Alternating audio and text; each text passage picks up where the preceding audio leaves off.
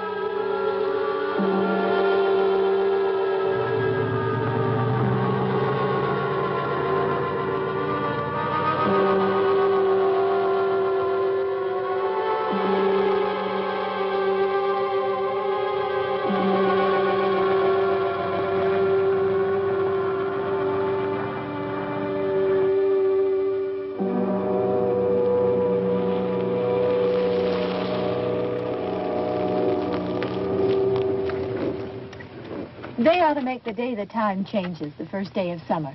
What? Well, it's 8 o'clock and it's still light. A lot of good the extra daylight does us. Now, we've still got a 3-hour drive back. We're not going to be home until after midnight. Well, if it really bugged you, Johnny, you wouldn't do it. You think I want to blow Sunday on a scene like this? You know... He uses the word blow here, which is pretty interesting. Blow, maybe you already know that word, is like making air, is blowing. But you can actually use blow, and I think I'm going to put this on my list of exercises that I want to do later. Blow something. To blow something is to waste something. And he says, do you think I want to blow my Sunday coming to the cemetery? Do you think I want to waste my Sunday coming to the cemetery, is what he's really asking. I figure we're either going to have to move Mother out here or move the grave into Pittsburgh. She can't make a trip like this. Oh, I know that she can't. Is there any of that candy left? No. Look at this thing. We still remember. I don't. You know, I don't even remember what the man looks like. Johnny, it takes you 5 minutes. Yeah, 5 minutes to put the wreath on the grave and 6 hours to drive back and forth. Mother wants to remember, so we trot 200 miles into the country and she stays at home. Well, we're here, John, all right? Test. We're back on? Oh. Ladies and Hey, gentlemen, we're coming back on the air after an interruption due to technical problems.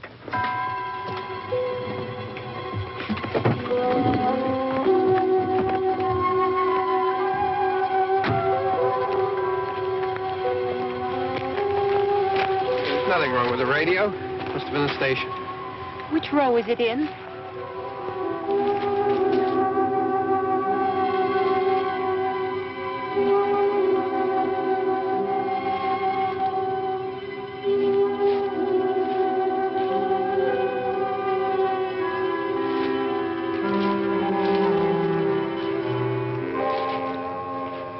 Well, there's no one around. Well, it's late. If you'd gotten up earlier. Oh, look, I already lost an hour's sleep on the time change. I think you complain just to hear yourself talk. There it is.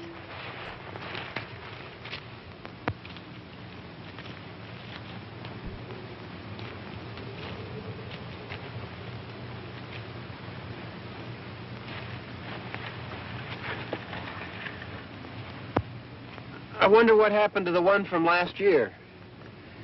Each year we spend good money on these things. We come out here and the one from last year's gone. Well, the flowers die, and the caretaker or somebody takes them away. Yeah, a little spit and polish. You can clean this up. Sell it next year. Wonder how many times we bought the same one.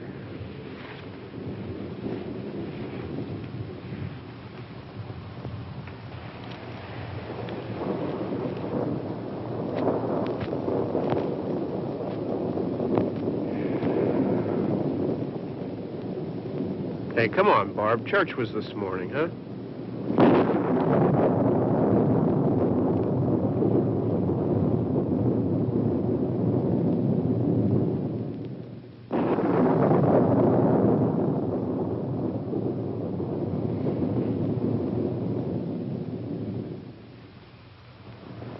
Hey, I mean, praying's for church, huh? Come on. I haven't seen you in church lately. Well, there's not much sense in my going to church. Do you remember one time when we were small, we were out here? It was from right over there. I jumped out at you from behind the tree, and Grandpa got all excited, and he shook his fist at me, and he said, "Boys, you'll be damned to hell." Remember that? Right over there. Well, you used to really be scared here. Johnny, You're still afraid. stop it now. I mean it. They're coming to get you, Barbara. Stop it. That's a very famous scene from this movie.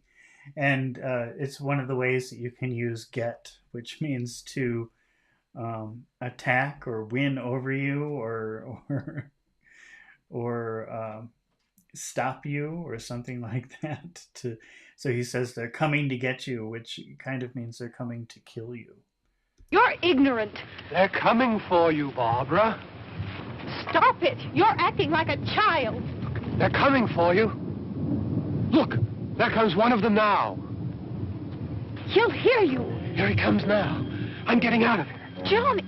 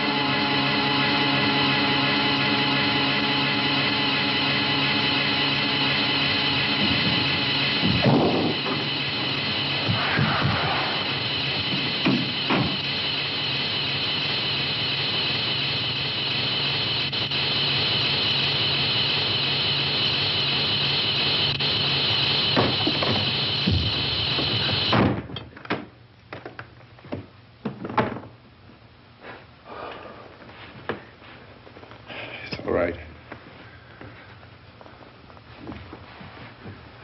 Don't worry about him. I can handle him.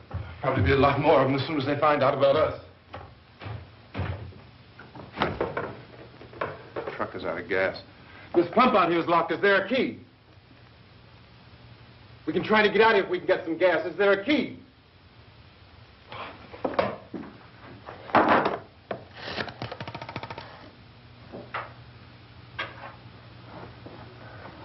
I suppose you've tried this.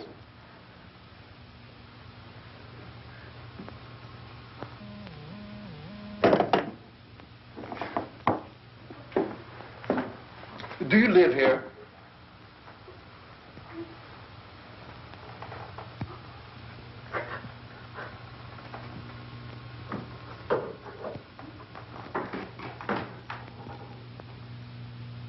Jesus.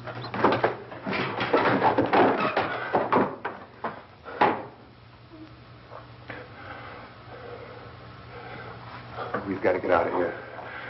We have to get to where there's some other people.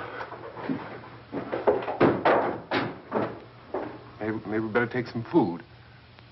I'll see if I can find some food.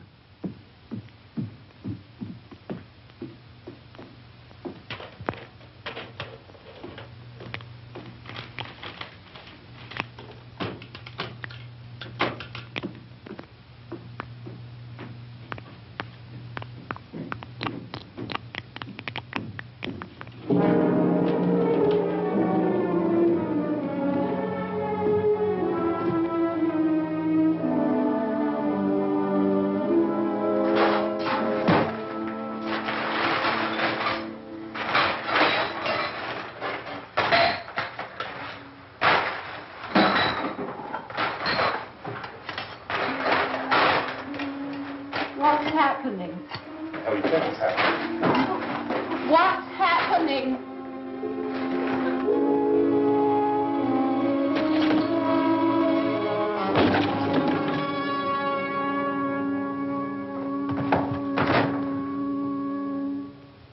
Two of them.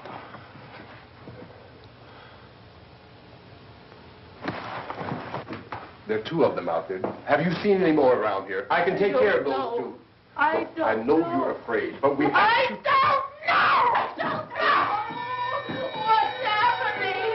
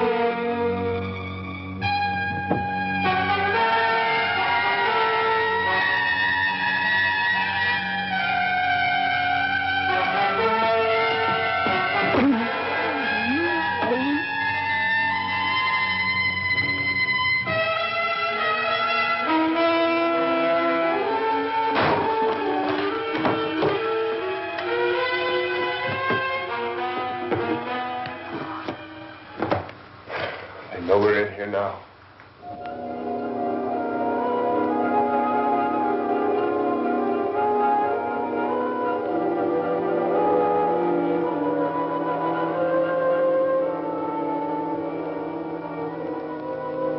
Don't look at it.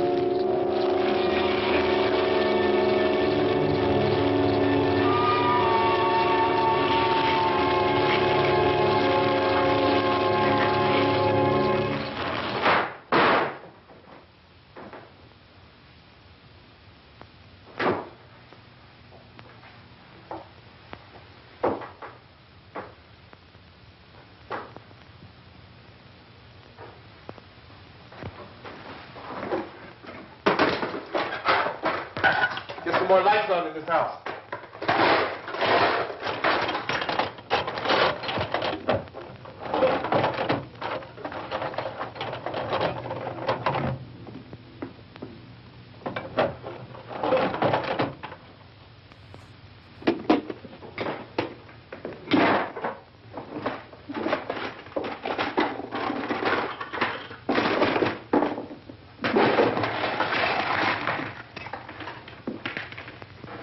Why don't you see if you can find some wood, some board, something there by the fireplace, something we can nail this place up.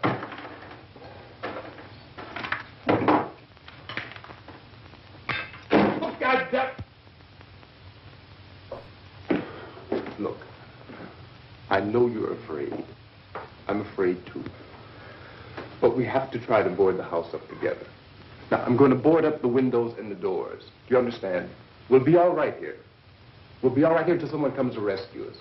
But we'll have to work together. You'll have to help me. Now, I want you to go in and get some wood so I can board the place up. Do you understand? Okay?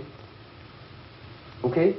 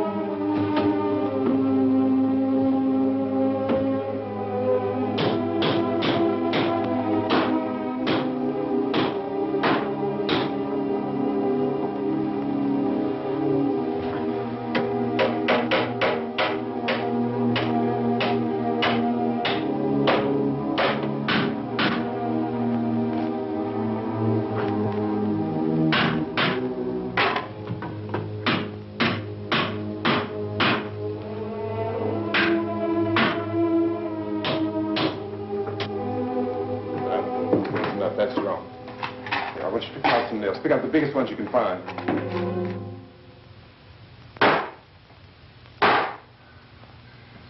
There, this room looks pretty secure. If we have to, we can run in here and board up the doors. Won't be long before those things will be back pounding their way in here. They're afraid now.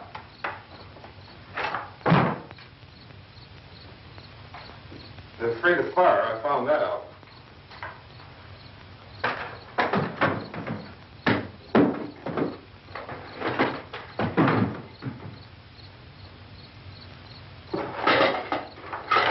You know a place back down the road called Beekman's?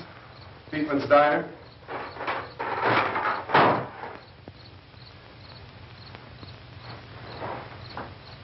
Anyhow, that's where I found that truck I have out there.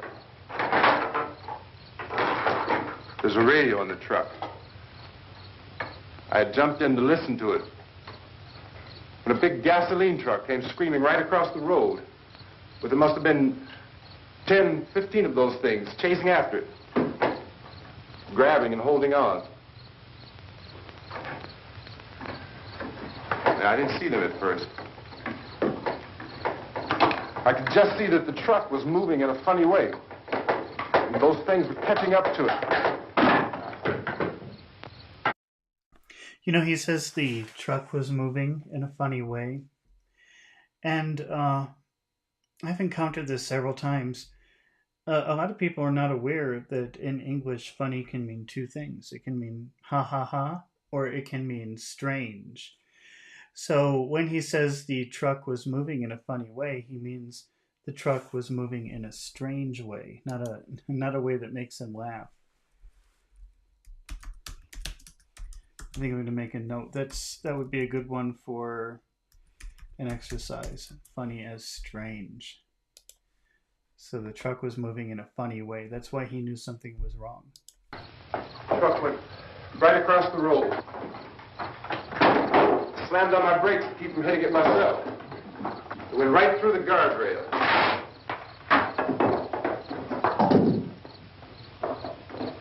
I guess the driver must have cut off the road into that gas station by Beekman's Diner. It went right through the billboard, ripped over a gas pump, and never stopped moving. By now, it's like a moving bonfire. Didn't know if the truck was going to explode or what.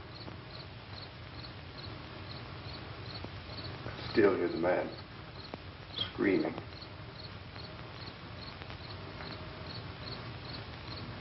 This thing is just backing away from it. I looked back at the diner to see if there was anyone there who could help me. It was when I noticed that the entire place had been encircled. There wasn't a sign of light left, except by now there were no more screams. I realized that I was alone with 50 or 60 of those things, just standing there, staring at me. I started to drive. I just plowed right through them. They didn't move. They didn't run or just stood there staring at me. Just wanted to crush them. They scattered through the air like bugs. We were riding in the cemetery, Johnny and me. Johnny.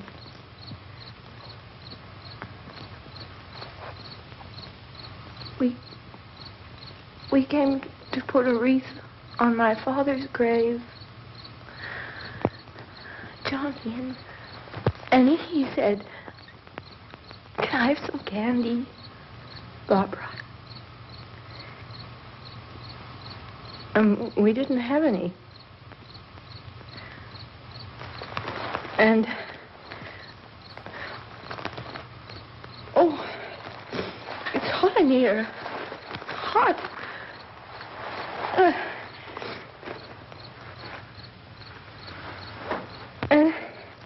And he said, "Oh, it's late. Why did we start so late?" And I said, "Johnny, if you'd gotten up earlier, we wouldn't be late." Johnny asked me if I were afraid. And I said, "I'm not afraid, Johnny." And then this man started walking up the road. He came slowly, and Johnny kept teasing me and saying, "He's coming to get you, Barbara." And I laughed at him and said, "Johnny, stop it." And then Johnny ran away. And I went up to this man, and I was going to apologize. Why don't you just keep calm? And I looked up, and I said, "Goody." And he grabbed me. He grabbed me, and he ripped at me. He held me, and he ripped at my clothes. I think you should just calm down. Oh, I screamed, "Johnny! Johnny, help me! Oh, help me!" And he wouldn't let me go. He ripped. And then Johnny came and he ran and he fought this man. And I got so afraid. I ran.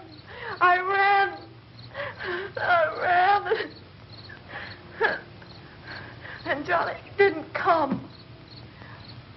We have to wait for Johnny.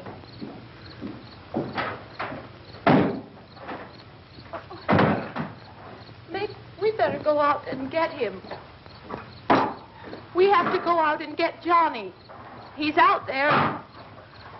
Please, don't you hear me? We've got to go out and get him. Please! We have got to go get Johnny! Please help me! Please! Don't you know what's going on out there? This is no Sunday school picnic. Don't you understand? My brother is alone!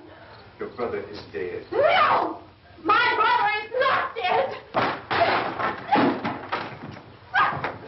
Oh. Oh.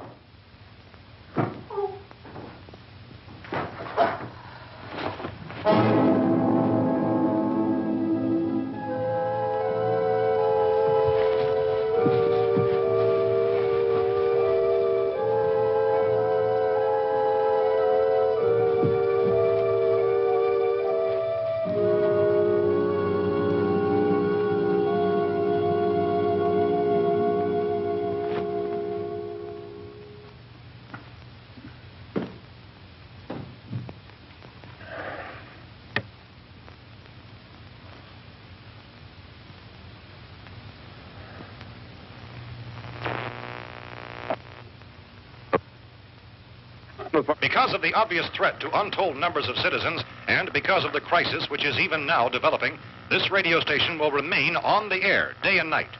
This station and hundreds of other radio and TV stations throughout this part of the country are pooling their resources through an emergency network hookup to keep you informed of all developments. At this hour, we repeat, these are the facts as we know them. There is an epidemic of mass murder being committed by a virtual army of unidentified assassins. The murders are taking place in villages, cities, rural homes, and suburbs with no apparent pattern or reason for the slayings. It seems to be a sudden, general explosion of mass homicide. We have some descriptions of the assassins. Eyewitnesses say they are ordinary-looking people. Some say they appear to be in a kind of trance. Others describe them as being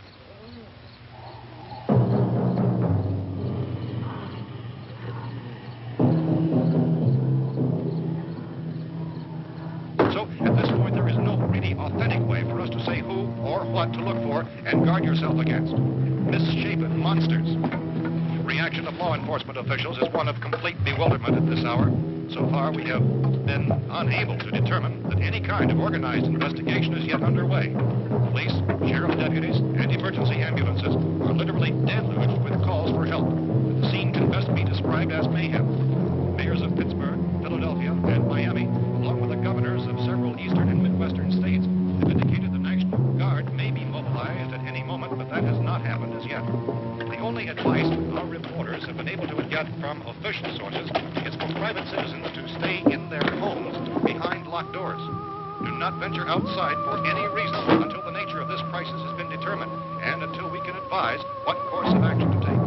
Keep listening to radio and TV for any special instructions as this crisis develops further. Thousands of office and factory workers are being urged to stay at their places of employment, not to make any attempt to get to their homes. However, in spite of this urging and warning, streets and highways are packed with frantic people trying to reach their families or apparently to flee just anywhere. We repeat, the safest course of action at this time is simply to stay where you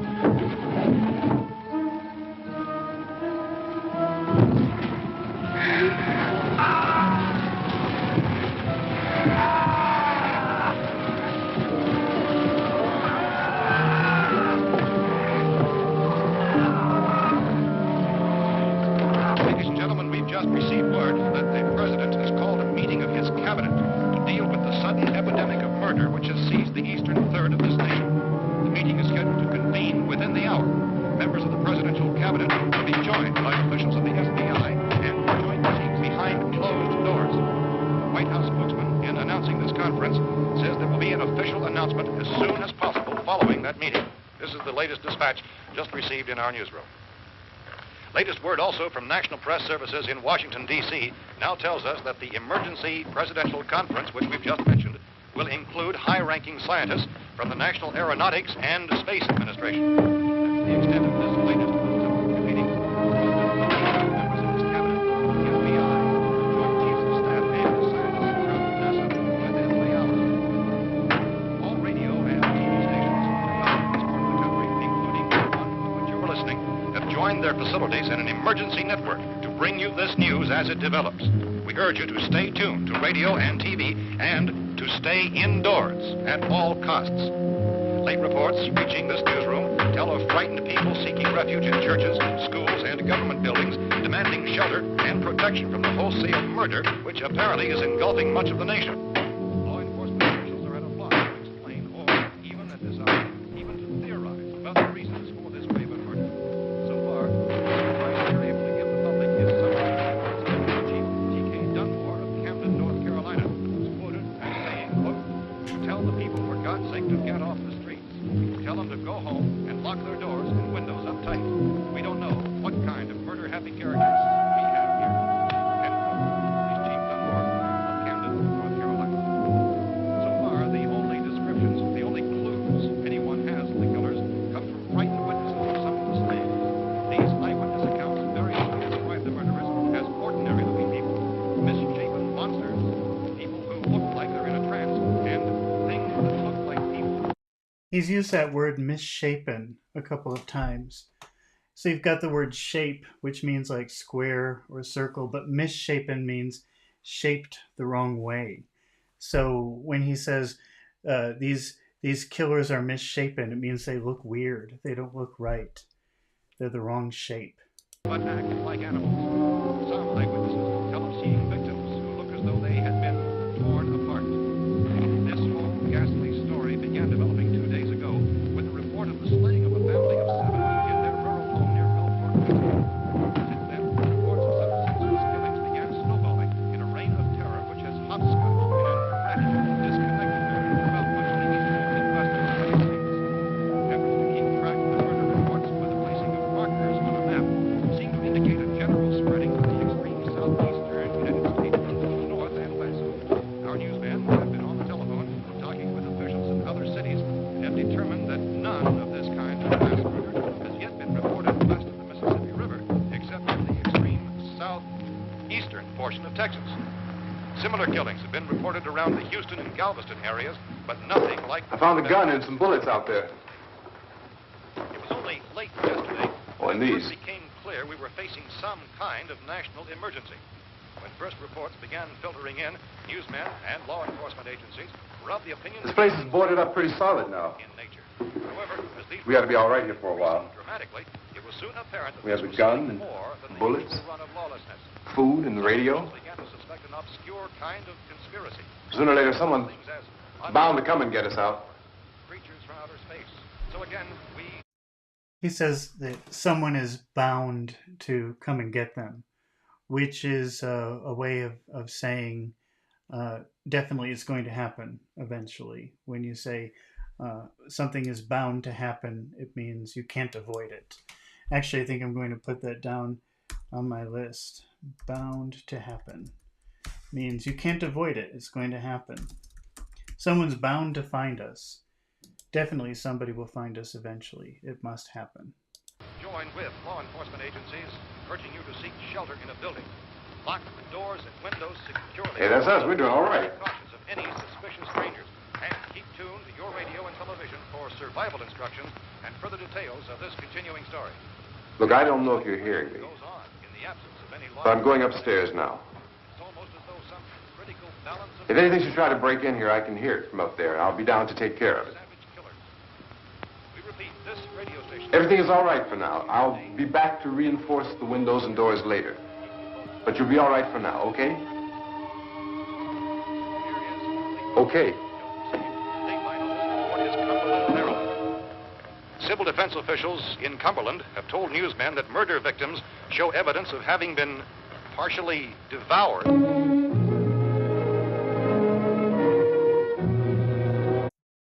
I don't know what he was talking about, but he said something was partially devoured, and partially means part of it was devoured. And that word devour means, it's another word for eat. Well, it's a stronger word for eat. So whatever he was describing, I don't know if he was talking about victims or he was talking about the zombies, but he said they appeared to be partially devoured, meaning that part of them, it looks like something had eaten part of them.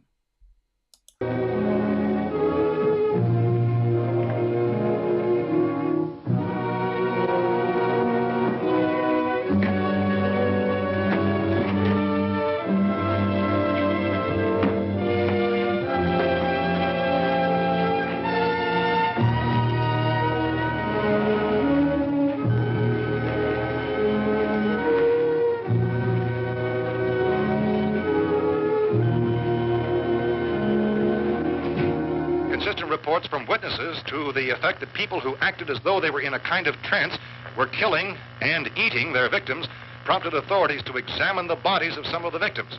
Medical authorities in Cumberland have concluded that in all cases, the killers are eating the flesh of the people they murdered. Repeating this latest bulletin just received moments ago from Cumberland, Maryland, civil defense authorities have told newsmen that murder victims show evidence of having been partially devoured by their murderers. Let's see, he said partially devoured again. Devour means eat. Partially means part of it. A little part of it had been eaten. Medical examination of victims' bodies shows conclusively that the killers are eating the flesh of the people they kill. And so this incredible story becomes more ghastly with each report. It's difficult to imagine such a thing actually happening, but these are the reports we have been receiving and passing on to you, reports which have been verified as completely as is possible in this confused situation.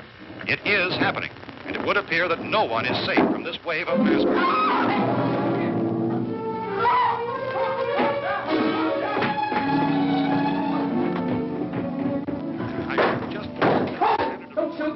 We're from town. City, A radio. County, Pennsylvania. The Butler County Sheriff is verified by their slayers is true. No further details available at this time. However, How long you guys been down there? I could use some help up here. That's the cellar. It's the safest place. You mean you didn't hear the racket we were making up here? How are we supposed to know what was going on? Could have been those things for all we knew. That girl was screaming. Sure, you must know what a girl screaming sounds like. Those things don't make any noise. Anybody would know somebody if they needed help. Look, it's kind of hard to hear what's going on from down there. We thought we could hear screams, but for all we knew, that could have meant those things were in the house afterward. And you wouldn't come up and help. Well, if there were more, the racket sounded like the place was being ripped apart. How were we supposed to know what was going on? Now, wait a minute. You just got finished saying you couldn't hear from down there. Now you say it sounded like the place was being ripped apart. It would be nice if you get your story straight, man. All right, now you tell me. I'm not going to take that kind of a chance when we got a safe place. We luck into a safe place, and you're telling us we got to risk our lives just because somebody might need help, huh? Yeah, something like that. All right, why don't we settle this, mister? We came up, okay, we're here. Now I suggest we all go back downstairs before any of those things find out we're in here. They can't get in here. You got the whole place boarded up? Yeah, most of it. All but a few spots upstairs. They won't be hard to fix. You're insane. The cellar's the safest place. I'm telling you, they can't get in here. And I'm telling you, those things turned over our car. We were damn lucky to get away at all. Now you tell me those things can't get through this lousy pile of wood? His wife and kids downstairs. Kids hurt. Well, I still think we're better off up here. We could strengthen everything up, Mr. Cooper. With all of us working, we could fix this place up in no time. We have everything we need up here. We can take all that stuff downstairs with us. Man, you're really crazy. You know that? You got 1,000,000 windows up here. All these windows, you're gonna make them strong enough to keep these things out, huh? I told you those things don't have any strength. I smashed 3 of them and pushed another one out the door. Did you hear me when I told you they turned over our car? Oh, hell, any good 5 men can do that. That's my point. Only there's not going to be 5 or even 10. There's going to be 20, 30, maybe 100 of those things. And as soon as they know we're here, this place is going to be crawling with them. Well, if there are that many, they'll probably get us wherever we are. Look, the cellar. The cellar, there's only one door, right? Just one door, that's all we have to protect. Tom and I fixed it so it locks and boards from the inside. But up here, all these windows, why, we'd never know where they were going to hit us next. You got a point, Mr. Cooper. But down in the cellar, there's no place to run to. I mean, if they did get in, there'd be no back exit. We'd be done for. We can get out of here if we have to. To be done for is an expression which means we would be finished in a bad way. If you say you're done for, that means you're finished, you're done, you're dead. It's kind of another way of saying you're dead, you're done for. And we got windows to see what's going on outside. But down there with no windows, if a rescue party did come, we wouldn't even know it. But the cellar is the strongest place. The cellar is a death trap. I don't know, Mr. Cooper. I think he's right. You know how many's out there? I don't know. Maybe 6 or 7. Look, you two can do whatever you like. I'm going back down to the cellar, and you better decide. Because I'm going to board up that door, and I'm not going to unlock it again no matter what happens. Now, wait a minute, Mr. Cooper. No, I'm not going to wait. I've made my decision, now you make yours. Now, wait a minute. Let's think about this. We can make it to the cellar if we have to. And if we do decide to stay down there, we'll need some things from up here. So let's at least consider this a while. You boxed yourself in the cellar and those things get in the house, you've had it. At least up here you have a fighting chance. Yeah, it looks like about 8 or 10 out there now. It's more than there were. There are a lot out back, too.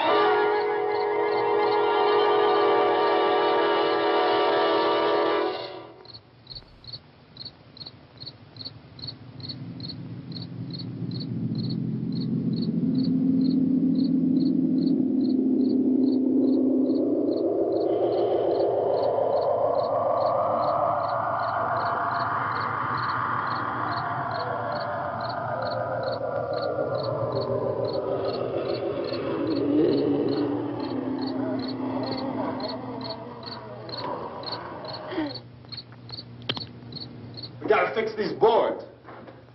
You're crazy. Those things are going to be at every window and door in this place. We've got to get down into the cellar. Go down in your damn cellar. Get out of here! I'm taking the girl with me. You leave her here. Keep your hands off her. And everything else that's up here, too. Because if I stay up here, I'm fighting for everything up here. And the radio and the food is part of what I'm fighting for. Now, if you're going down the cellar, get. The man's insane. He's insane. We've got to have food down there. We've got a right. This is your house. We've got a right. You going down there with him? Well, Yes or no? This is your last chance. No beating around the bush. listen, I got a kid down there. He says, don't beat around the bush, which maybe some of you have heard before, but beat around the bush means to be indirect. So when you say don't beat around the bush, or what he said is no beating around the bush, it means don't waste my time. Tell me exactly what you're going to do.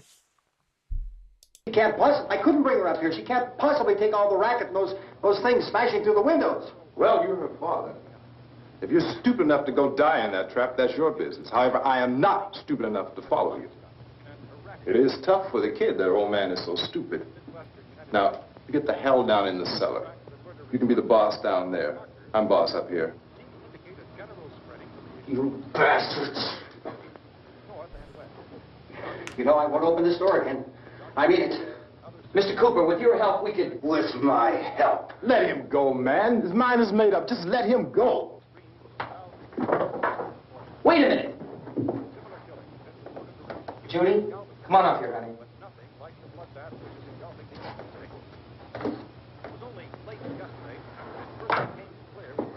You're gonna let them get hurt too, huh? It's all right, honey. Go ahead.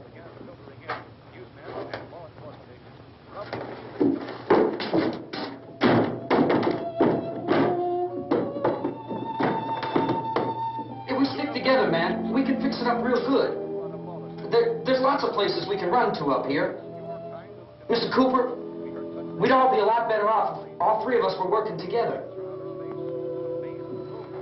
Hey. Hey, kid.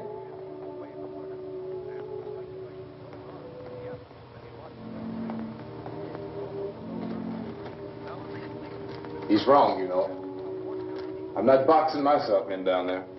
We repeat, this radio station will remain on the air day and night. Well, we're safe now. It's boarded up tight. What about Tom and Judy? They want to stay up there, let them. There are two other people upstairs, a man and a girl. We heard the screaming. Yeah, but I didn't know who they were, and I wasn't about to take any unnecessary chances. Of course not, Harry.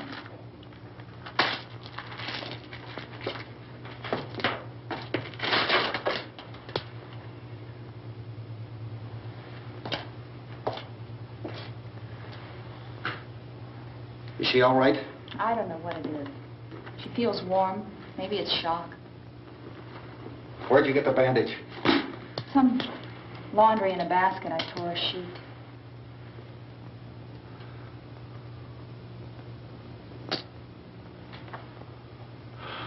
Let them stay upstairs. Let them. Too many ways those monsters can get in up there. We'll see who's right. We'll see when they come begging me to let them in down here. That's important, isn't it? What? To be right, everybody else to be wrong. What do you mean by that? Does anyone up there know why we're being attacked? Whatever it is, it isn't just happening here. It's some kind of mass murder. It's going on everywhere. The radio said to stay inside. Radio? Radio upstairs. I heard a news bulletin. There's a radio upstairs and you boarded us in down here? I know what I'm doing. What did it say? Nothing. Nothing. They don't know anything yet. There's mass murder everywhere, and people are supposed to look for a safe place to hide. Take the boards off that door. We are staying down here, Helen. Harry, that radio is at least some kind of communication. If the authorities know what's happening, well, they'll send people for us to tell us what to do. How are we going to know what's going on if we lock ourselves in this dungeon?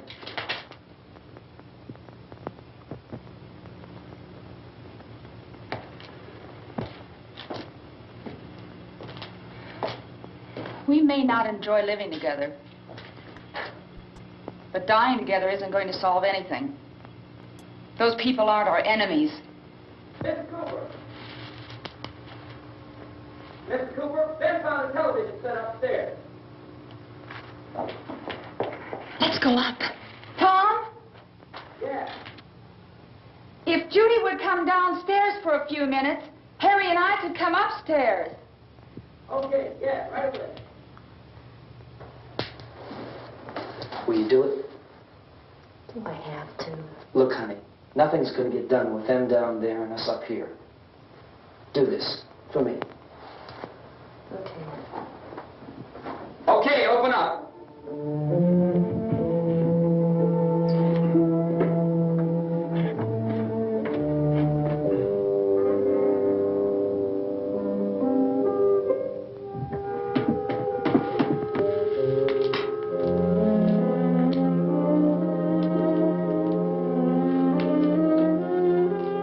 I'll take good care of her, Helen.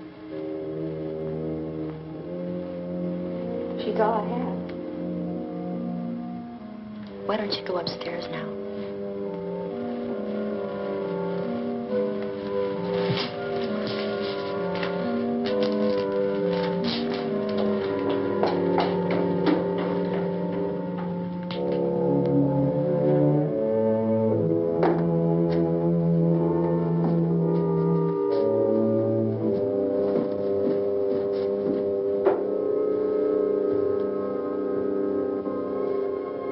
Her brother was killed.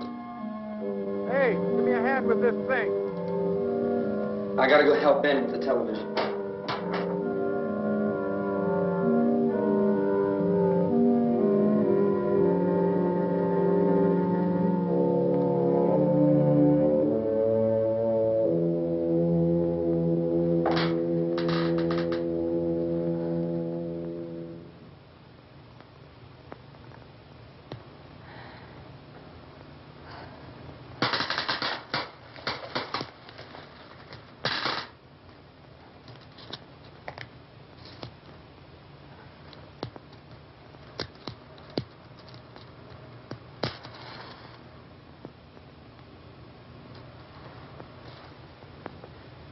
Don't be afraid of me.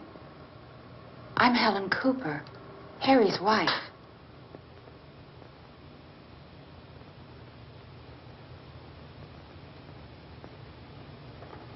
This place is ridiculous. Look at this. There's a million weak spots up here.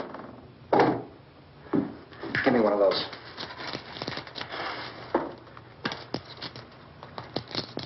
Her brother was killed.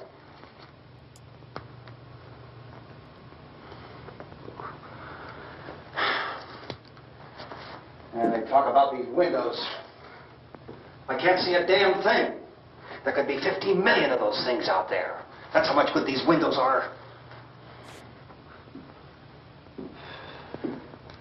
Why don't you do something to help somebody?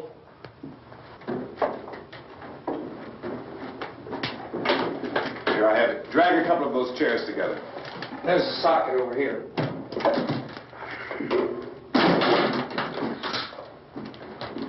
You better watch this and try to understand what's going on. I don't want anyone's life on my hands. Is there anything I can do to I don't want to hear any more from you, mister. If you stay up here, you take orders from me. And that includes leaving the girl alone. It's on, it's on. There's no sound. Play with the rabbit ears.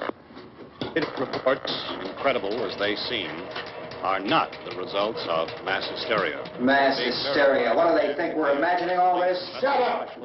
In all parts of the country. The wave of murder which is sweeping the eastern third of the nation is being committed by creatures who feast upon the flesh of their victims.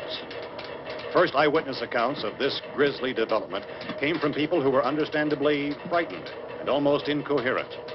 Officials and newsmen at first discounted those eyewitness descriptions as being beyond belief. However, the reports persisted. The medical examinations of some of the victims bore out the fact that they had been partially devoured. I think we have some late word just arriving, and I'll interrupt to bring this to you. This is the latest disclosure in a report from National Civil Defense Headquarters in Washington. It has been established that persons who have recently died have been returning to life and committing acts of murder. A widespread investigation of reports from funeral homes, morgues, and hospitals has concluded that the unburied dead are coming back to life and seeking human victims. It's hard for us here to believe what we're reporting to you, but it does seem to be a fact. When this emergency first began, radio and television was advising people to stay inside, behind locked doors for safety. Well, that situation has now changed, and we're able to report a definite course of action for you. Civil defense machinery has been organized to provide rescue stations with food, shelter, medical treatment, and protection by armed National Guardsmen. Stay tuned to the broadcasting stations in your local area for this list of rescue stations. This list will be repeated throughout our news coverage. Look for the name of the rescue station nearest you and make your way to that location as soon as possible. So we have that truck. If we can get some gas, we can get out of here. There's a pump out by the shed. I know, that's why I pulled in here, but it's locked. Emergency meeting called this afternoon by the President. Since convening this conference of the Presidential Cabinet, the FBI, the Joint Chiefs of Staff, the CIA has not produced any public information. Why are space experts being consulted about an earthbound emergency? So far, all the betting on the answer to that question centers on the recent Explorer satellite shot to Venus. That satellite, you'll recall, started back to Earth, but never got here. That's the space vehicle which orbited Venus and then was purposely destroyed by NASA when scientists discovered it was carrying a mysterious high-level radiation with it. Could that radiation be somehow responsible for the wholesale murders we're now suffering? Newsman Don Quinn in Washington has posed those questions. It's obvious our best move is to try to get out of here. How are you going to get over to that pump? Look! You're coming from a meeting regarding the explosion of the Venus probe, is that right? Yes, that was the subject of the meeting. You feel there is a connection between this and the phenomenon? There's a definite connection. In other words, you feel that the radiation on the Venus probe is enough to cause these mutations? There was a very high degree of radiation. Well, just a minute. I'm not sure that that's certain at all. I don't think that has been irrefutably that we have at this time. In other words, it is the military's viewpoint that the radiation is not the cause of the mutation. I can't speak for the entire military at this time, gentlemen. Seems to I must disagree with these gentlemen presently until this is irrefutably proved. Everything is being done that can be done. We'll have to hurry for our next meeting. And Professor, you feel that there is a definite connection between the... Definite connection as far as Dr. Keller and myself. Doctor, please. I thought we decided that is not proved yet. Was the satellite, when the satellite was exploded... An unusual amount of radiation, enough to cause mutation under certain circumstances. Could have happened. Have a bearing on it. It does seem to have a bearing. Will there be a reply for this? Later? Yes. There will be a reply. Yes. Later this afternoon. There will be a report this afternoon. Perhaps there will be a report. Later. Will you close the window? We are everything possible to solve the problem. You know, we have to try to get out of here. He said the rescue stations have doctors and medical supplies. If we could get Karen there, we could get help for her. No, it's one of the world's foremost authorities on space. When she says we can get help for her, that word her blends into the word for. So it sounds like for her. We can get help for her. We can get help for her. We can get help for her. We can get help for her. Science and technology. Willard. I saw a sign that said Willard. Any moment. It's only about 17 miles from here. You know this area. You from around here? Judy and I are both from around here. We were on our way up to the lake to go swimming. And Judy had a radio, and we heard the first reports about this. So we knew the old house was here, and we came in and found the lady upstairs dead. Then these other people came. We went down into the basement and put a bar across the door, and it is pretty strong. How could we possibly get away from here? We've got a sick child, 2 women, 1 woman out of her head, 3 men, and the place is surrounded with these things. For NASA. Dr. Grimes, your entire staff, I know, has been working very hard to find some solution to these things that are happening. Do you have any answers at this time? Yes, we have some answers. But first, let me stress the importance of seeking medical attention for anyone who's been injured in any way. We don't know yet what complications might result from such injuries. How bad has your kid been hurt? Good advice, Doctor. Now, how about the basic problem of patients? Well, Look, you go down there and tell Judy, Yeah, you tell Judy to come up here and you stay with the kid, all right? Action taken with regard to the Venus probe. In the cold room at the university, we had a cadaver from which all four limbs. A cadaver is a word for a dead body. That's what they refer to. That's how they refer to dead bodies in schools and hospitals. Cadaver. Had been amputated. Sometime early this morning, it opened its eyes and began to move its trunk. It was dead, but it opened its eyes and tried to move. They want you upstairs. Did she ask for me? She hasn't done anything. I don't understand. Baby. It's Mommy. I heard. I'll come back down as soon as I find out what they want. Thank you, Judy. The body should be disposed of at once, preferably by cremation. Well, how long after death, then, does the body become reactivated? It's only a matter of minutes. Minutes? Well, that doesn't give people time to make any arrangements. Oh, you're right. It doesn't give them time to make funeral arrangements. The bodies must be carried to the street and burned. They must be burned immediately. Soak them with gasoline and burn them. The bereaved will have to forego the dubious comforts that a funeral service will give. They're just dead flesh and dangerous. I see. Judy, I need you to find some bedspreads or sheets to tear up into small strips, okay? Is there a fruit cellar here? Yes. We need some bottles or jars to make Molotov cocktails and hold them out while we try to escape. Hey, there's a big can of kerosene down there. I'll see what I can find. I'll look for the bottles. There's a big key ring down there. There may be a key to the gas pump on it. I'll check. We can toss the cocktails from a window upstairs. Meantime, a couple of us can go out and try to get the gas and come back for the rest of the people. But that'll leave a door open someplace. Yeah, that's right. It better be this door. It's closer to the truck. Before we go, we'll put some supplies behind the cellar door. While we're gone, the rest of you can hold up in there. I found some fruit jars in the cellar. And there's a key on here that's labeled for the gas pump out back. I'm not really that used to the truck. I found it abandoned. I can handle the truck, no sweat. No sweat is an expression which means no problem.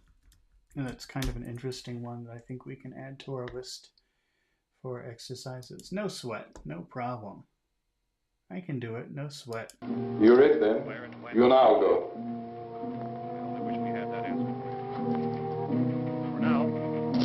We'll put whatever lumber we find behind the cellar door. You can go upstairs and toss the cocktails from a window. Tom, you and I will have to unboard this door. After you toss the cocktails, you hustle back down here and lock this door. It's no good to board it up because we'll have to get back in quickly. After we get the gas and get back into the house, then we'll worry about getting everybody into the truck. Now let's move it. No place to leave safely, except to the rescue station, which has been set up. Indications are that before this emergency is over, we will need many, many more such rescue stations.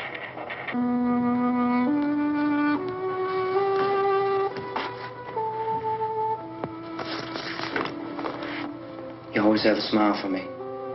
How can you smile like that all the time? How many do you have done?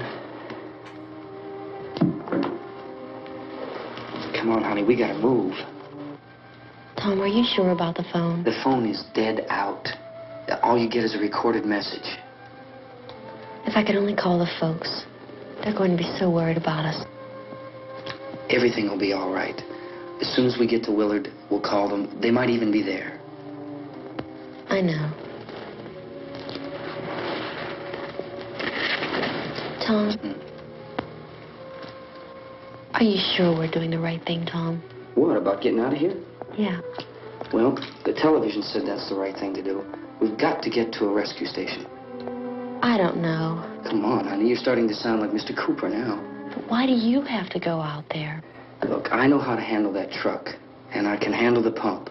Ben doesn't know anything about that stuff. But we're safe in here. For how long, honey? We're safe now. But there's going to be more and more of those things. I know all that. Hey, listen. Remember when we had the big flood. Remember how difficult it was for us to convince you that it was right to leave.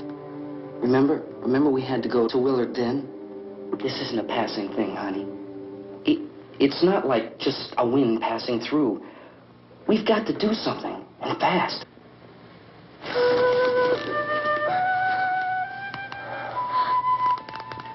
I just don't want you to go out there, that's all.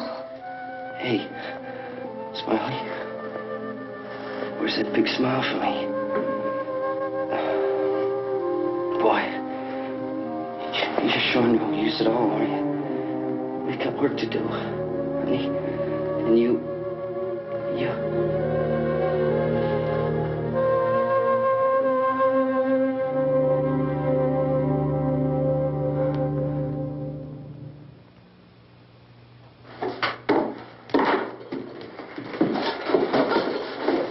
We better get her downstairs. We have to go downstairs now, Barbara. She's right. You have to go downstairs now, just for a little while, until we get back. Then we can all leave. Oh, I'd like to leave. Yes.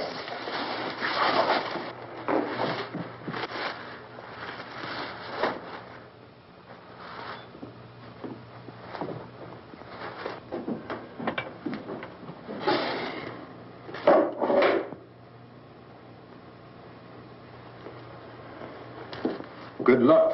Yeah.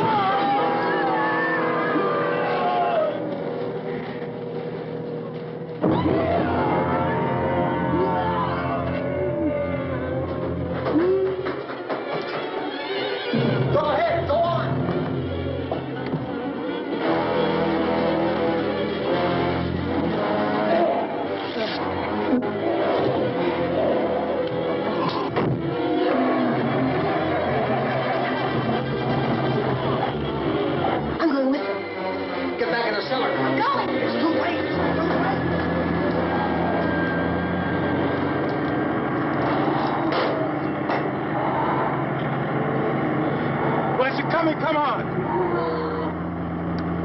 Get in.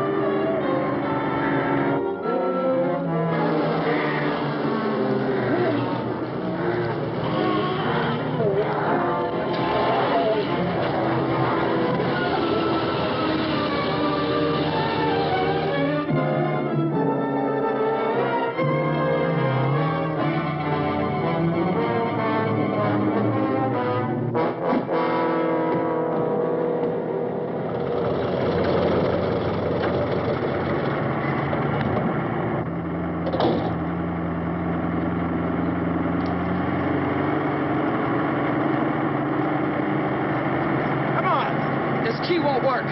Watch it.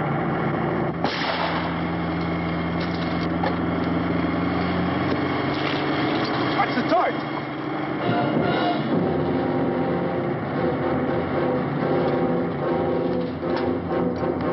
You gotta get away from the pump.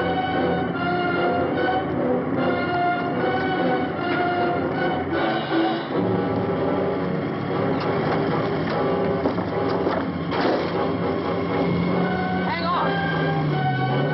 No! Turn your cars to get out of the truck!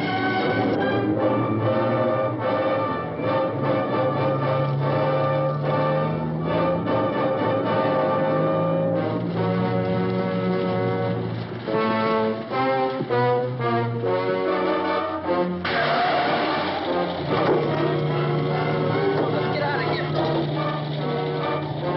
Come on, come on. My jacket's caught.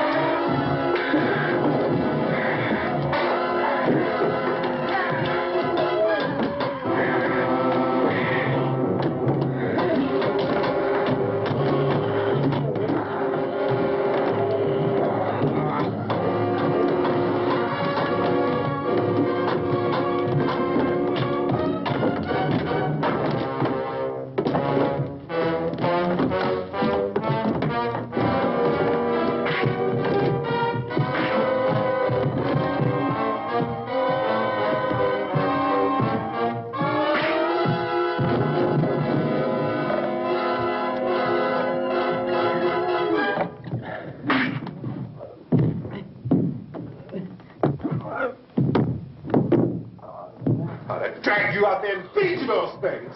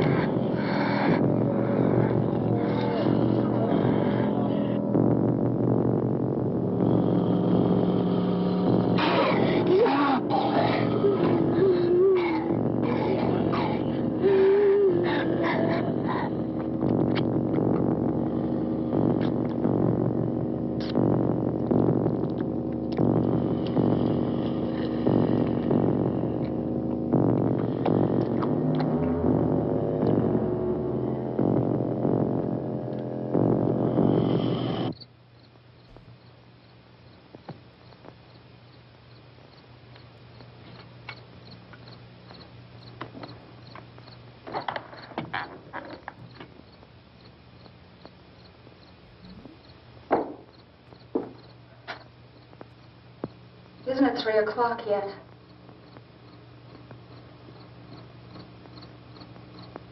There's supposed to be another broadcast at 3 o'clock. 10 minutes. Oh, only 10 more minutes? We don't have very long to wait. We can leave. Oh, we better leave soon. It's 10 minutes to 3.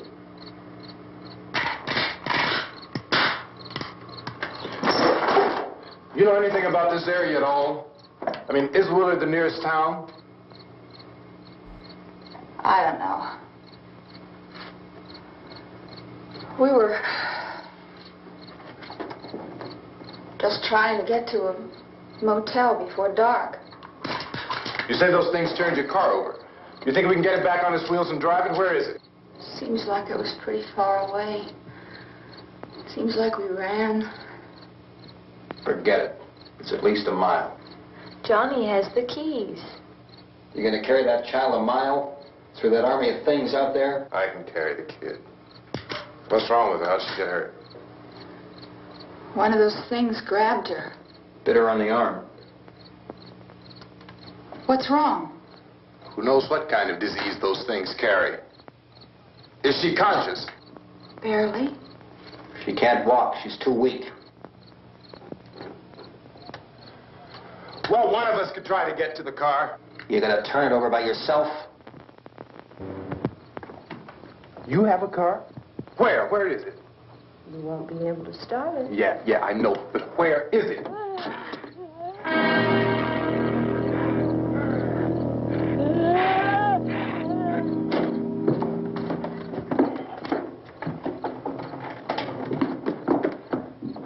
Good Lord.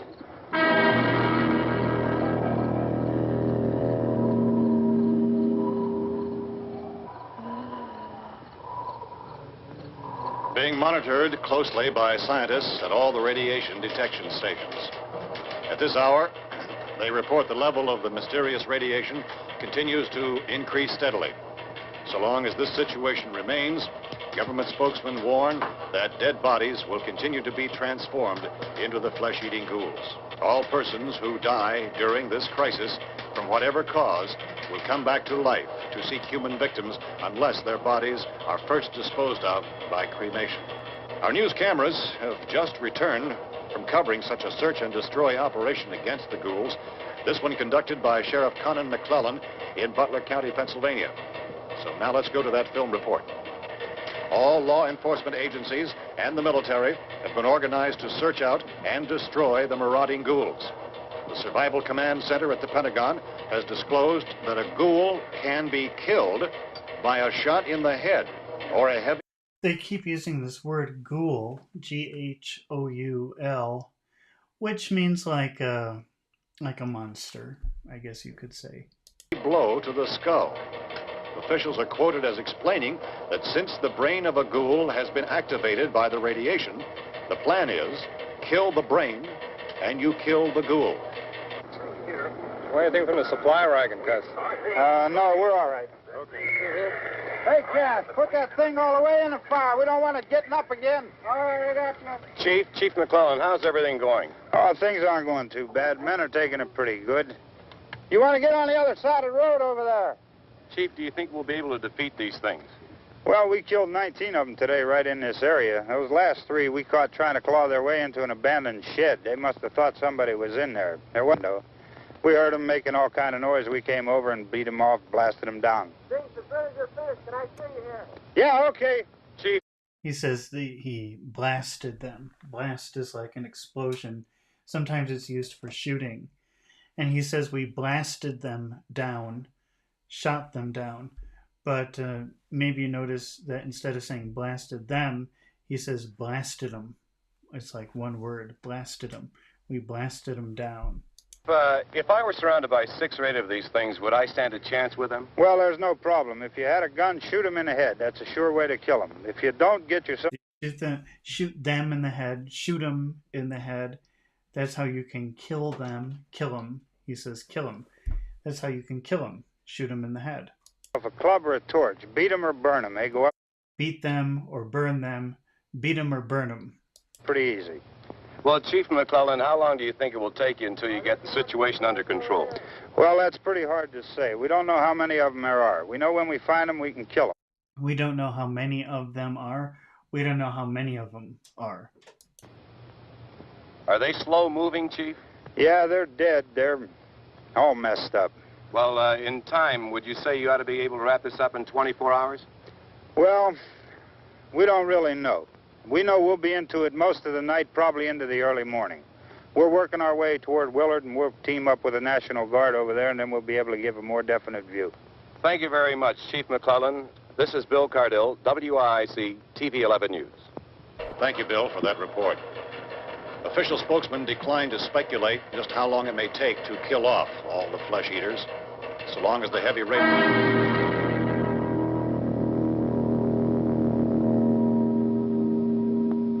Is the fuse box in the cellar? I don't know. It isn't the fuse. The power lines are down. Helen, I have to get that gun. Haven't you had enough? But 2 people are dead already on account of that guy. Take a look out that window, click it.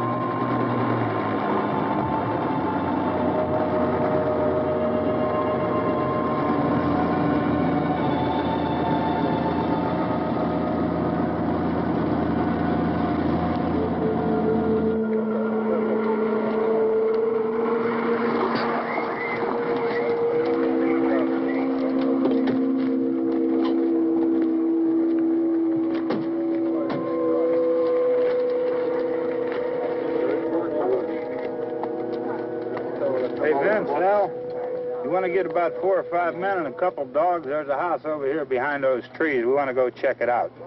Right. You go here, Bill. Yeah, Chief, we're going to stay with it till we meet up with the National Guard. Where'd you get the coffee? One of the volunteers, you're doing all the work, you take it. Thank you. We should be wrapped up here about 3 or 4 more hours. We'll probably get into Willard then. I guess you can go over there and meet the National Guard. Nick, you and the rest of these men want to come with me?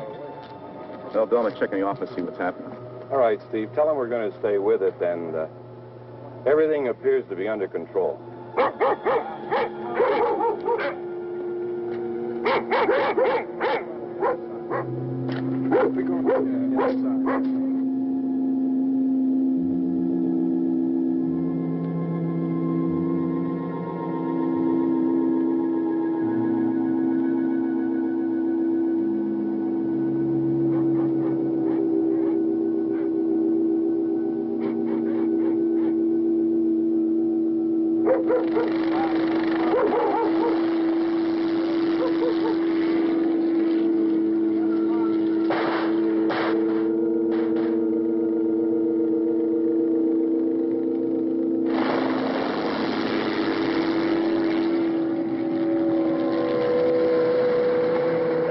Down there by the barn. Okay. Some of these guys can follow the wagon down. I only need a few men to check out the house. Somebody had a cookout here, Vince. Yeah, sure looks like it, Cal.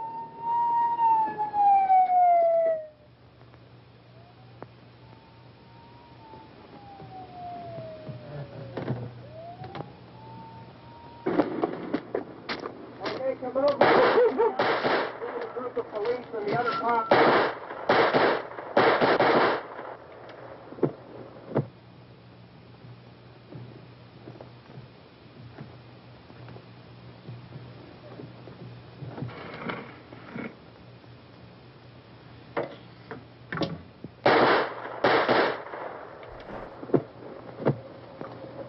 He's the dead one. Get up here. Nick, Tony, Steve, you want to get out in that field and build me a bonfire?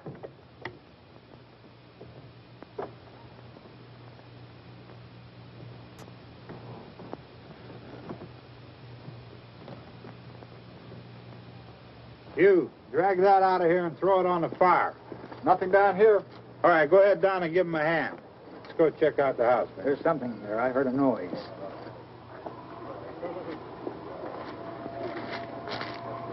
All right, Vince, hit him in the head, right between the eyes.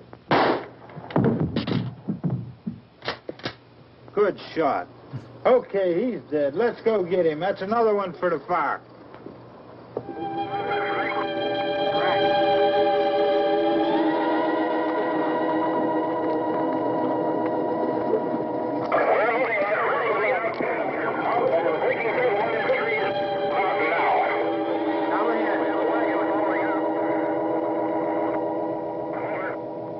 Send the wagon through, come directly on over.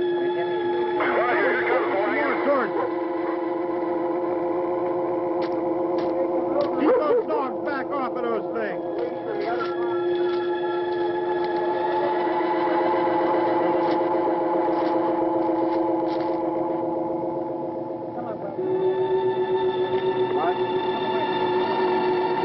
Move more quickly.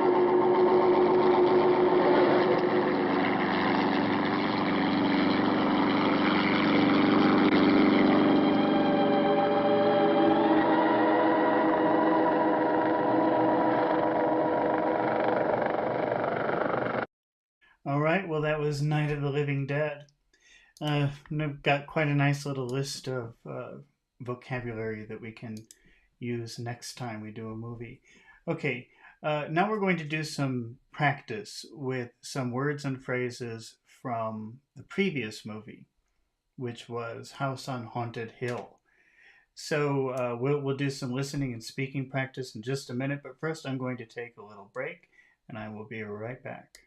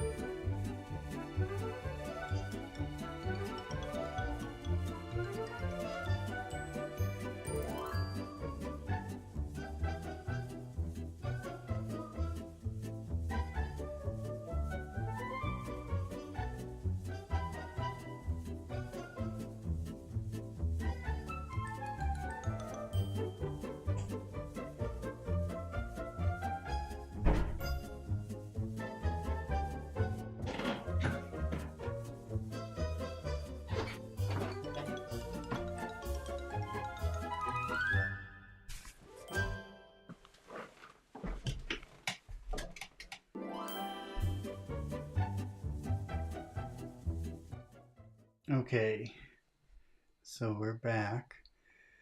Now this is just my second time doing this, so let's see if I've got this right. No, I don't think I want to do it like this.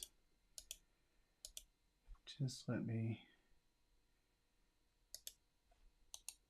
Oops. I'm still trying to figure out how to do all this stuff. Okay. All right, so last time we watched House on Haunted Hill, and we came across some interesting vocabulary that now we can practice a little bit. So let me just find the first one here, which is the phrasal verb dream up. Let me just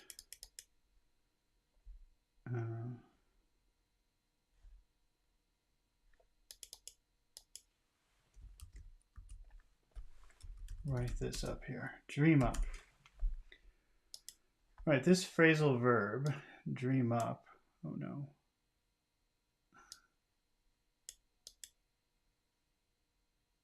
Let me make that bigger. Okay. This phrasal verb, dream up, means to create something, to invent something very imaginative, to use your imagination and create something. Let's practice it. Let's try practicing it. So let's see. We'll make a sentence. The author of the book created an amazing fantasy world. All right. Instead of using created here, we could use the phrasal verb dream up. How would you change that sentence? The author of the book created an amazing fantasy world. Let's use the phrasal verb dream up. Dreamed up, or dreamt up an amazing fantasy world. That means use your imagination, create something very, very interesting. The author of the book dreamt up an amazing fantasy world. Can you make a how question with that sentence? How? How did the author dream up? How did the author create, dream up? How did the author dream up an amazing fantasy world? Here's the answer. By taking a creative writing course. The author dreamt up an amazing fantasy world by taking a creative writing course. Let's try another example. Here's a new sentence, which is, she is a great chef who creates very unique recipes. You can use create here, it's fine. But if you want to emphasize the imagination, then you might use dream up. How would you change that sentence using dream up? She's a great chef who creates very unique recipes. She dreams up very unique recipes. Now it sounds like there's a lot of imagination involved. It's not your typical recipe. She's a great chef who dreams up very unique recipes. Let's change something about this sentence. Instead of let's use the word dishes. She's a great chef who dreams up very unique dishes. She's a great chef who dreams up very unique dishes. Why don't we change something else about it? Let's use the word marketer. How would you change the sentence using the word marketer? She's a great marketer who dreams up very unique dishes. Let's see.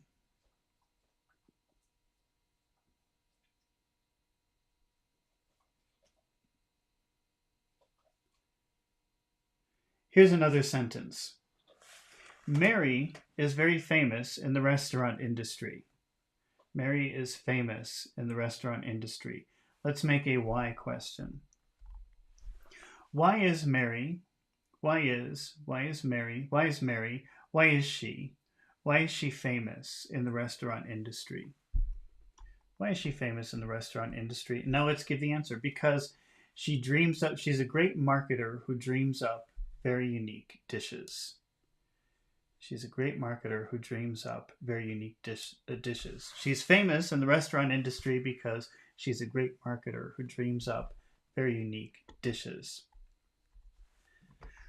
Let's try one more example. The kids were bored and created a very entertaining game. Okay, that's a fine sentence. You can use create here. But if you use dream up, it makes it sound like there's a lot of imagination involved. It's very special. It's very imaginative. So let's try using that phrasal verb, dream up.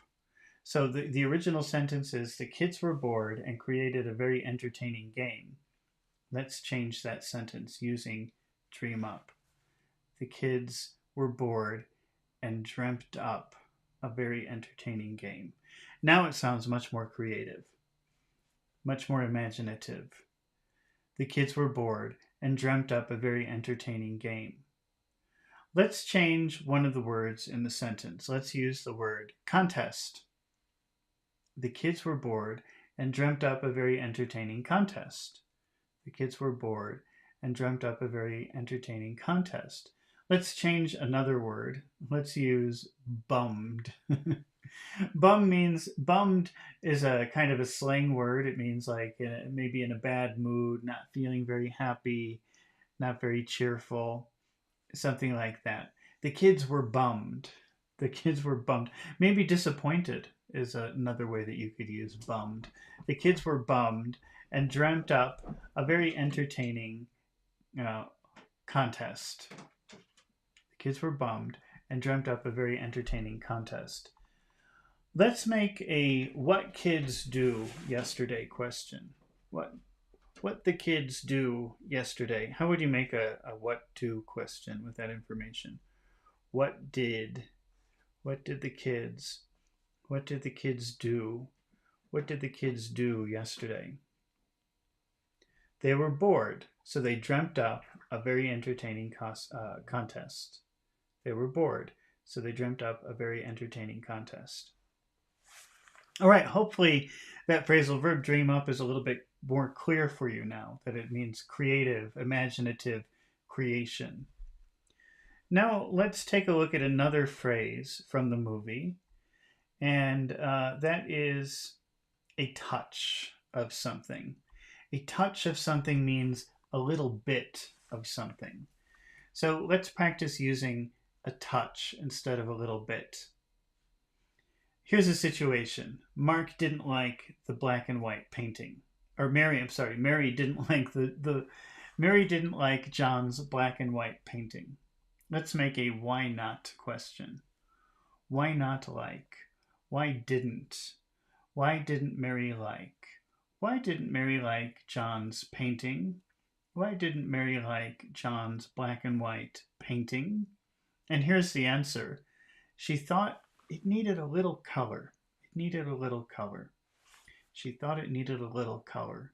Black and white. It was a little bit boring. She thought it needed a little bit of color. Let's use a touch instead. So she thought it needed a touch of color. A touch of color. A little color. A touch of color. It needed a touch of color. She thought it needed a touch of color. She didn't like his painting. She didn't like his painting. She didn't like his painting. She didn't like his painting because she thought it needed a touch of color. Because she thought it needed a touch of color. She didn't like his painting because she thought it needed a touch of color. Let's try another example. Mark didn't like the dish he ordered at the restaurant. Let's make a why not question. Why not like? Why didn't he? Why didn't he? Why didn't he? Why didn't he like the dish that he ordered? Why didn't he like the dish that he ordered at the restaurant? Because he thought it needed a little salt, a little bit of salt. Just a little salt. Or we could use a touch of. He thought it needed a touch of salt. It needed a touch of salt. He thought it needed a touch of salt. He didn't like the dish that he ordered because he thought it needed a touch of salt. Let's try one more example. Mark and Lucy didn't like the movie. Let's ask a why not question. Why not like? Why not? Why didn't? Why didn't they? Why didn't they like? Why didn't they like the movie? And here's the reason. It was too serious. It needed a little humor. It needed a touch of humor. It needed a touch of humor.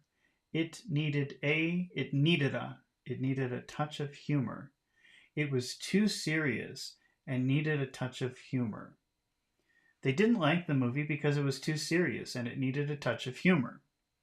They didn't like it because it was too serious and it needed a touch of humor. All right, so hopefully that phrase, a touch of, a little bit of something, is more clear for you now. Oh, I forgot to change this.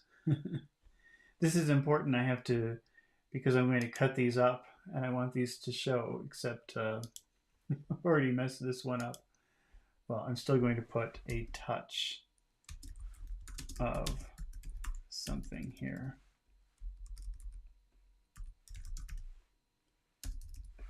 So we'll put it up here, and that way we have a picture of it at some point. Well, I don't know. Touch. Why did I put tough?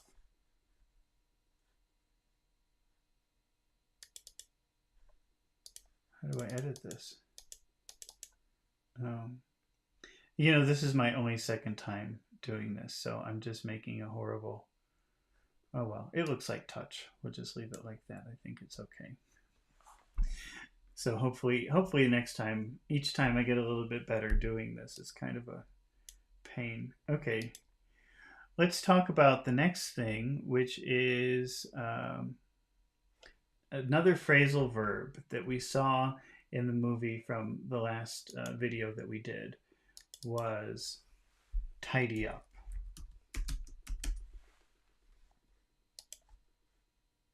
Let's just move that up here. Tidy up. And tidy, you know, that word tidy, if you haven't seen it before, it means like neat or organized, or things are very clean. Not clean in the sense of not dirty, but clean in the sense of everything is in the right place. Everything seems to be in the right place. And when you tidy up, that's a form of cleaning where you put everything in the correct place to make things look nice, to make things look neat, to make things look organized. Let's play around with that phrasal verb a little bit. Here's the situation. The teacher wouldn't let the children leave the class until they put all of the things in the correct place. So maybe toys, and maybe putting the chairs next to the tables or under the tables, make everything look very nice and organized and orderly. So the teacher wouldn't let the class leave until they put all of the things in the correct place. Put the toys back, put the chairs in the correct position. We can express this idea just by using tidy up. The children tidied up the classroom, and that means they put all the things in the right place where they're supposed to be. The chairs, the toys, the books, everything is in the proper place. The children tidied up the classroom before they left. How would you make a why question with that sentence? The children tidied up the classroom before they left. Why? Why did the children? Why did they? Why did they tidy up? Why did they tidy up the classroom? Why did they tidy up the classroom before they left?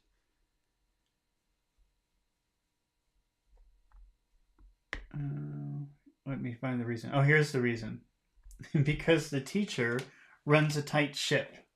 Running a tight ship means you follow all of the rules. You make sure everything is done the correct way. The teacher runs a tight ship. So the teacher makes sure that everything is exactly how it should be. So the children tidied up the classroom before they left because the teacher runs a tight ship. All right, let's try another example of tidy up. Here's another situation.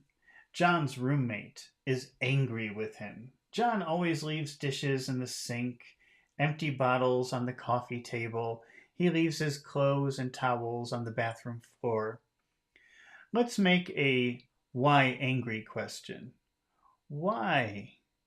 Why is John's roommate angry? Why is John's roommate angry with him? Why is John's roommate angry with him? Here's the reason. John always leaves dirty dishes in the sink. He leaves his clothes and towels on the bathroom floor. He leaves empty bottles on the coffee table. We can say all of these things. Everything's in the wrong place. He never puts things in the right place. We can use tidy up to say all of these things. He never tidies up. He never tidies up the apartment. That means he never puts everything back in the right place. He leaves things very disorganized all of the time. He never tidies up the apartment. His roommate is angry with him. His roommate is angry with him because he never tidies up. He never tidies up the apartment. His roommate is angry with him because he never tidies up his apartment. Okay, well now hopefully that phrase from the movie is more clear for you now. Now let's move on to another phrase that we saw in the movie, which is another phrasal verb, and that phrasal verb is slip up. Let me just write that up on the screen. Slip up. Make it bigger. Slip up. Slip up means to make mistakes, especially because you're being careless or not paying attention. So let's play around with that for a minute. Lucy, let me see.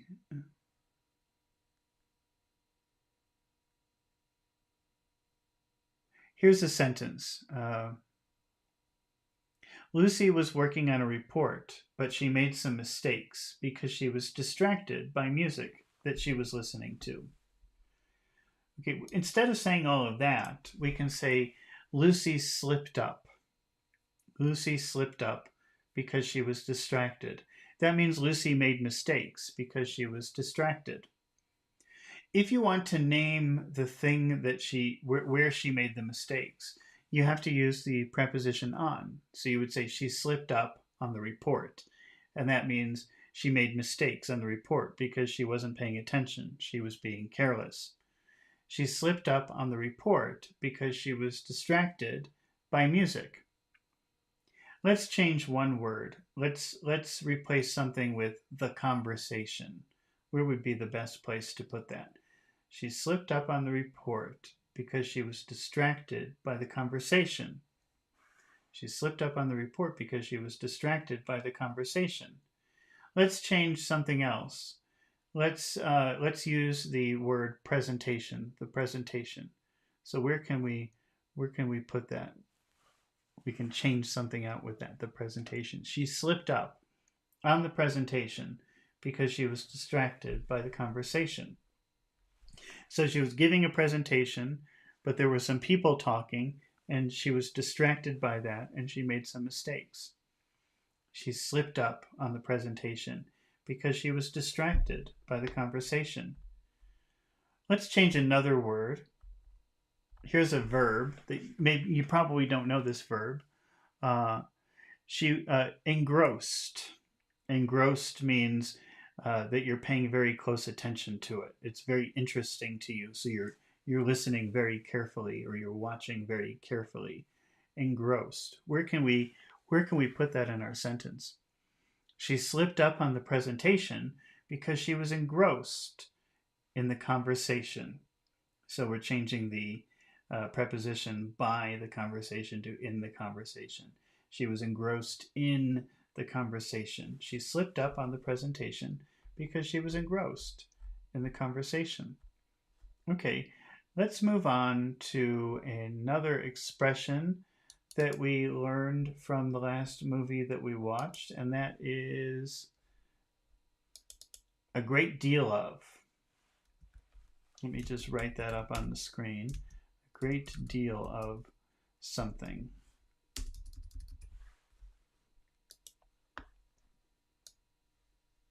A great deal of. Okay. Whoops.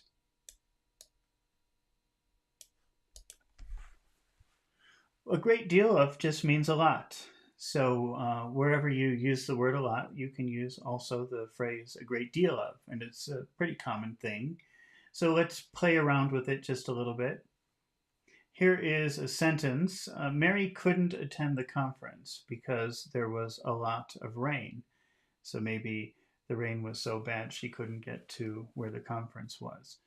Instead of saying a lot of rain, we could use the phrase a great deal of. Can you change that sentence? I'll read it again. Mary couldn't attend the conference because there was a lot of rain.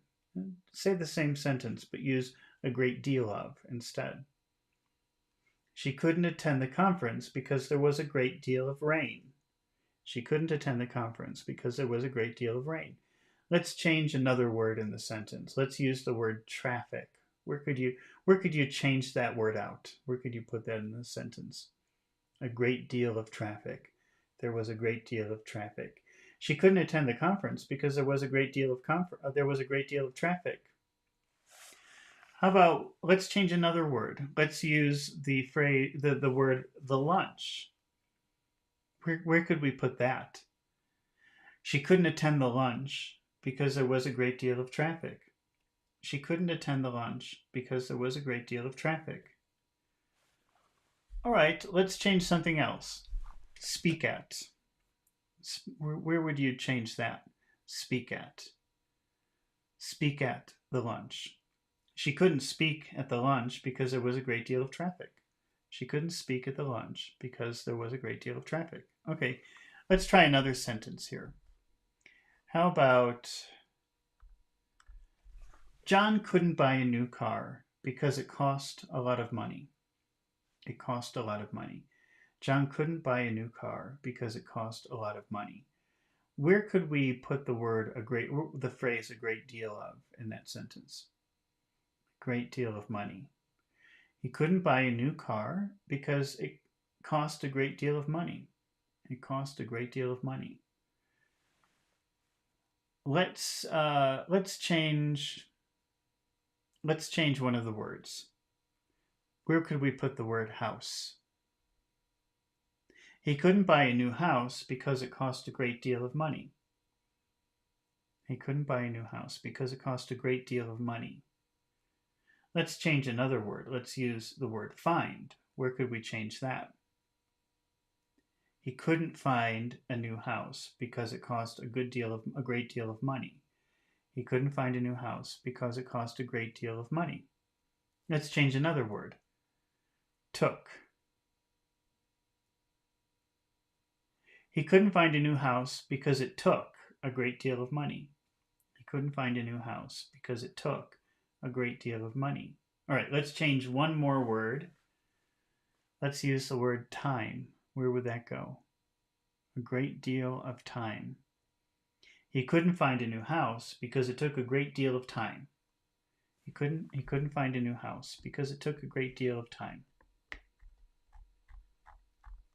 All right. Let's take a look at another phrase that we learned from the last movie that we watched. And that is the question,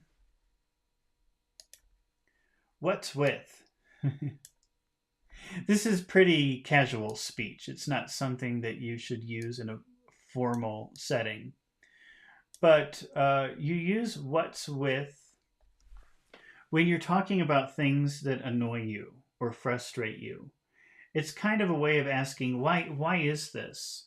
So you say what's with, and then you name the thing that is bothering you or annoying you.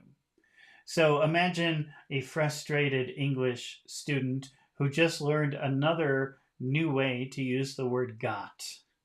It's a very frustrating word for people because there are so many ways that you can use that word got.